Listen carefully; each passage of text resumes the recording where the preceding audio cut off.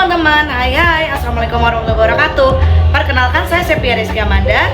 Saya mahasiswa Universitas Bangka Belitung dari Prodi Ekonomi. Dan kali ini saya akan membuat video cara-cara untuk melakukan uji VAR pada aplikasi eViews dengan menggunakan data time series. Jangan lupa disimak video ini baik-baik ya sampai akhir. Terima kasih. Baik teman-teman, di sini saya sudah masuk ke aplikasi eViews dan saya sudah berada di menu Work File Create. Di sini data time series saya itu 30 tahun terakhir dan itu dimulai dari tahun 1993 sampai 2022. Nah, jadi saya langsung aja menggunakan frekuensi annual untuk data tahunan. Kemudian saya masukkan tahun awal data saya itu 1993 dan tahun terakhirnya 2022. Kemudian klik OK. Lanjut kita akan menginput data. Yang pertama itu klik quick, kemudian empty group.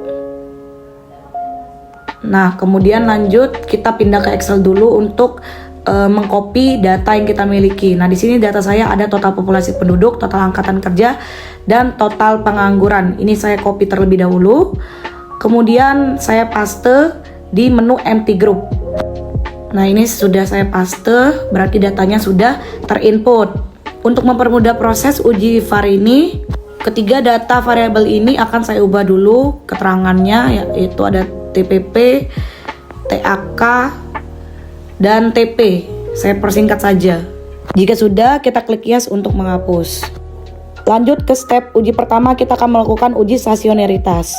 Pada tahap pertama ini kita akan menguji ketiga variabel tersebut pada tingkatan level first difference dan second difference. Variabel pertama yang akan saya uji yaitu TAK.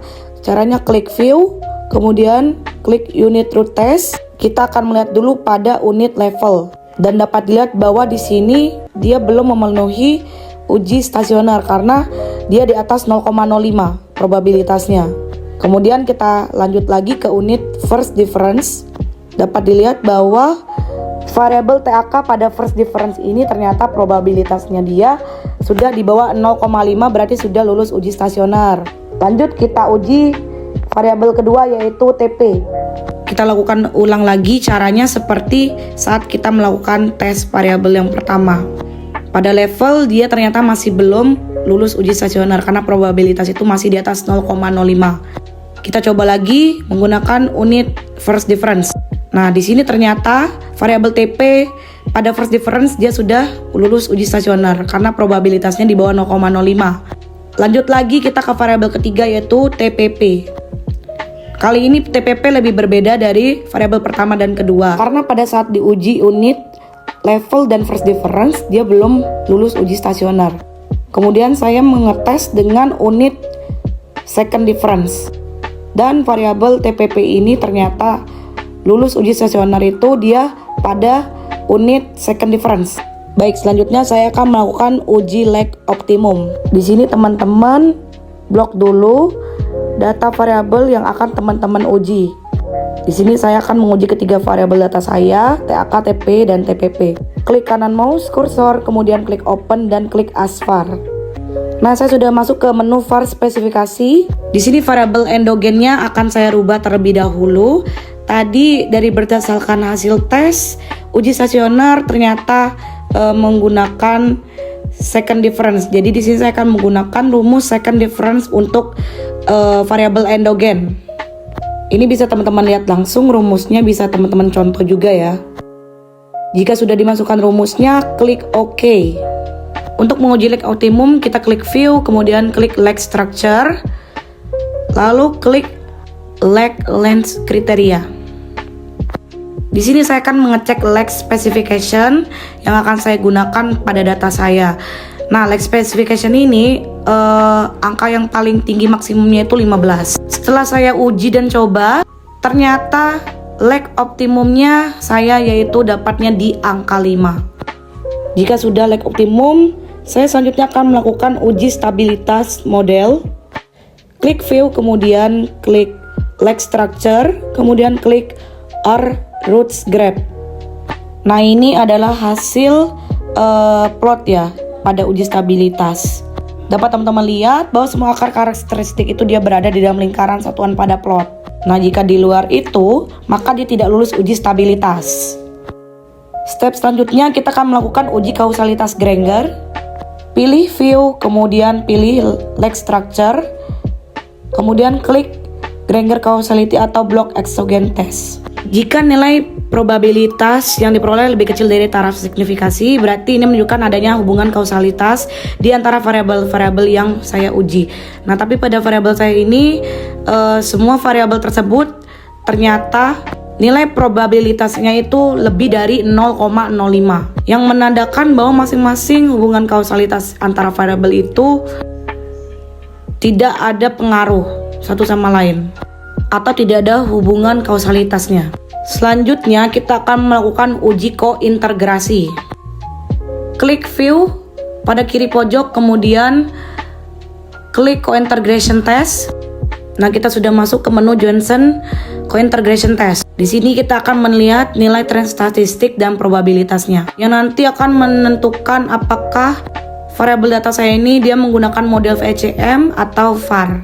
Nah, saya masukkan lag interval yang saya gunakan di sini 1 sampai 4. Nah, jika nilai probabilitasnya itu di bawah 0,05 dan tren statistiknya itu lebih dari 0,5 atau bernilai kritis, berarti terdapat kointegrasi. Nah, dapat teman-teman lihat bahwa probabilitas pada variabel saya ini dia menunjukkan itu di bawah 0,05. Nah, di sini berarti dapat kita simpulkan bahwa pada uji kointegrasi ini model saya yang akan gunakan yaitu VECM karena dia kurang dari 0,05. Step selanjutnya saya akan melakukan uji estimasi VECM. Di sini teman-teman bisa klik estimate, kemudian kita masuk ke VAR specification, kemudian pilih VAR tipe vector error correction model. Nah, kemudian kita ubah dulu nih lag intervalnya. Di sini saya menggunakan lag dengan nilai terkecil yaitu 1 sampai 3. Nah, inilah hasil dari estimasi VCM yang dapat teman-teman lihat ya untuk pengaruh masing-masing dari variabel satu terhadap variabel lainnya. Untuk implementasinya teman-teman bisa baca sendiri.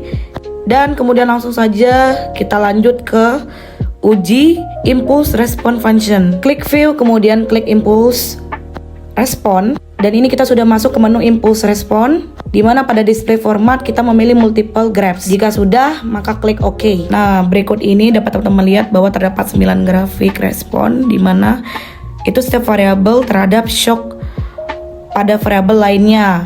Dapat teman-teman lihat juga ini efek sementara atau permanen dan seberapa besar pengaruhnya terhadap satu sama lain. Di sini saya menjelaskan satu gambaran saja ya. Nah, pada grafik yang pertama itu respon TPP terhadap TPP atau total populasi penduduk menunjukkan respon tinggi terhadap shock dirinya sendiri pada awalnya. Nah, kemudian bisa dilihat pada grafik itu dia menurun dan berfluktuasi di sekitar garis keseimbangan. Hal ini menunjukkan efek sementara yang signifikan. Lanjut kita ke step terakhir yaitu uji variance decomposition. Klik view lalu klik variance decomposition. Dan jika kita sudah masuk ke menu variance decompositions, display formatnya kita rubah ke table. Kemudian klik OK. Nah, dapat teman-teman lihat ini adalah hasil variance decomposition. Dapat dilihat kalau variance suatu variabel itu dia menjelaskan oleh dirinya sendiri dan oleh variabel lain dalam beberapa periode ke depan. Di sini dari periode pertama sampai periode ke-10 ya. Baik, itulah cara-cara untuk melakukan uji VAR pada eViews dengan menggunakan data time series. Semoga video ini dapat bermanfaat bagi teman-teman. Jangan lupa like, comment, dan share. Terima kasih.